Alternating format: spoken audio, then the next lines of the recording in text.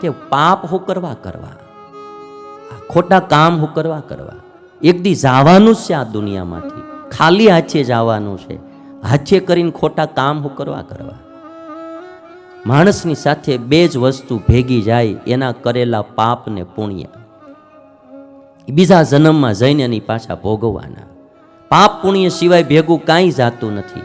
હાથે કરીને માણા જે વસ્તુ પદાર્થ મેળવવા એ પાપ કરે છે, એ તો એને મૂકીને અહીંયા જવાના, એ તો વાહેવાળા ભોગવશે ને જલસા કરશે, અને આવડો આ પાપનું પોટલું માથે બાંધીને એકલો જશે.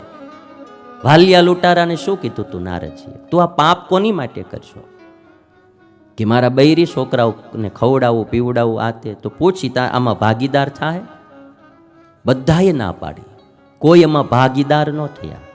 એટલે ભાઈઓને મારે ખાસ કેવું, એને લિપસ્ટિક આવી તો આવે, ન આવી કાંઈ નહીં, ખોટા પાપ ન કરવા આપણે. હા, તમારે એકલાને ભોગવવું પડશે. અને જો શાસ્ત્રનો નિયમ છે કે ગુરુ જો ચેલાને સારો ઉપદેશ ન આપે અને ચેલો પાપ કરે તો એનું પાપ અડધું ગુરુને લાગે. રાજા એના પ્રજાને નિયમમાં ન વર્તાવે અને પ્રજા પાપ કરે તો પ્રજાનું અમુક ટકા પાપ રાજાને લાગે. ગુરુ એના શિષ્યોને નિયમમાં ન વર્તાવે, એને ઉપદેશ ન આપે, એને નિયમમાં ન રાખે અને એ પાપ કરે તો એટલે કંઈ ગુરુ થવું ને રાજા થવું હેલું નથી. રાજા એની પ્રજાને નિયમમાં ન રાખે અને પ્રજા પાપ કરે તો એનું પાપ રાજાને અમુક ટકા લાગે, અને ગુરુ નો નિયમમાં રાખે તો ગુરુને લાગે. એ બધું કે આમ ન કરવું, આમ ન કરતા, આમ કરજો, અને એવું બધું કહેવા છતાંય ચેલા પાપ કરે તો એ પાછું તમારે હુવાંગ રહે હોયલા. હા, એ પછી તમારે હુવાંગ રહે. હા, અમે ન કીધું હોય ને તમે કરો તો અમારા ભાગમાં આવે. અને એવી જ રીતે પતિ જો એની પત્નીને નિયમમાં ન રખાવે તો પત્ની જે પાપ કરે એનું અડધું પાપ એના પતિને લાગે. એટલે તમારે એને કહેવું જ જોઈએ કે તું શાક લેવા જા, ઓછા પૈસા હોય તો ભીંડો ન મળે તો રીંગણા લઈને આવજે, પણ રીંગણા ચોરતી નહીં. નહીતર 4 રીંગણા ચોરીને આવશે એટલે 2 રીંગણાનું પાપ તમારા ભાગમાં આવશે. પહેલાના જમાનામાં તો ભગવાન ચોપડા રાખતા હતા, એમાં જરા તરા ક્યારેક ભૂલે થતી હતી. હવે તો એવડાય લેપટોપ લઈને બેસે, સીધી એન્ટ્રી પડશે તમારા ખાતામાં. એટલે બને ત્યાં સુધી કોઈ દી ખોટું કર્મ ન કરવું, પાપ ન કરવું. મરવાનું છે, એકલું મરવાનું છે ને એકલું જવાનું છે, અને ખાલી હાથે જવાનું છે. આ સૃષ્ટિ ઈશ્વરે એવી બનાવીને દીધી છે ને, એણે બધું રાખ્યું છે ધૂળમાં, અહીંથી કોઈ કાંઈ લઈને હજી સુધી ગયો નથી. ખોટા પાપ કરી કરીને માણા મરે, ચોરી લૂંટ દગા દુગી ભેળસેળ. કેટલો જમાનો, મને તો ઘણીવાર એમ થાય આપણે બધા એમ કહી વિકાસ કર્યો. નહીં ચોખ્ખું ક્યાંય અનાજ મળતું, નહીં ચોખ્ખું ક્યાંય દૂધ મળતું, નથી ચોખ્ખી મેડિસિન મળતી, દવાઓ ચોખ્ખી નથી મળતી, ચોખ્ખું પાણી મળતું નથી. આ સમાજે વિકાસ કર્યો એ તમે જુઓ. આની કરતાં તો અનવિકસિત પહેલાના લોકો હારા હતા કે કમસે કમ બધાઈને ચોખ્ખું તો દેતા હતા. આ બહુ વિચારણીય પોઈન્ટ છે ભાઈ. હા, આપણે દુનિયામાં વિકાસ કર્યો. વિકાસમાં શું કર્યું? નથી ક્યાંય ચોખ્ખી હવા રહેવા દીધી, કેટલું એર પોલ્યુશન વધાર્યું. નહીં ચોખ્ખું પાણી ક્યાંય રહેવા દીધું, નહીં ચોખ્ખું દૂધ રહેવા દીધું, નહીં ચોખ્ખું અનાજ રહેવા દીધું, નો ચોખ્ખી દવા રહેવા દીધી. અને આપણે બધા એમ માનીએ આજ દુનિયા ડેવલપ થઈ રહી છે. આ ડેવલપિંગ શું કરીશું આપણે? વિચારણીય પોઈન્ટ છે.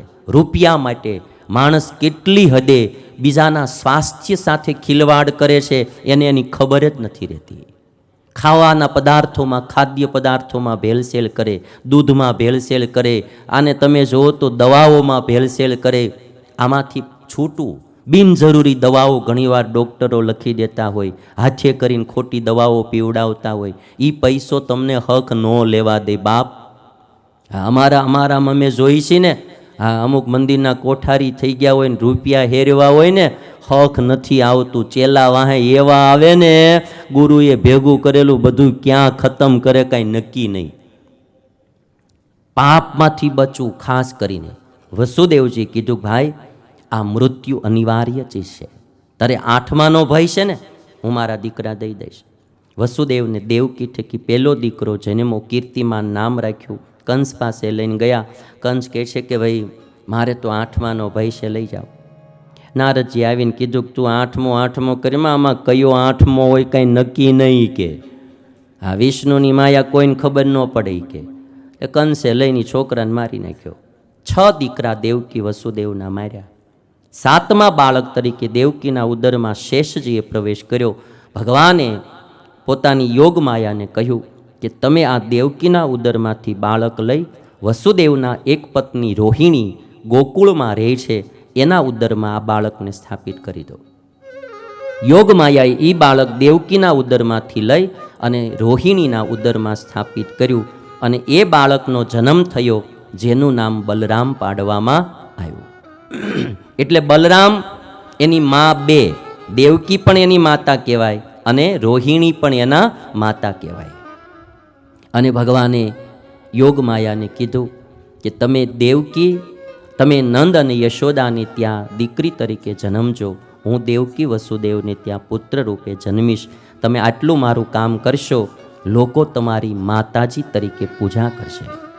યોગ માયા નંદ અને યશોદાને ત્યાં દીકરી તરીકે જન્મ લેવા માટે ગયા અને આ બાજુ ભગવાન પોતે દેવકીના ઉદરમાં પ્રવેશ કર્યો છે.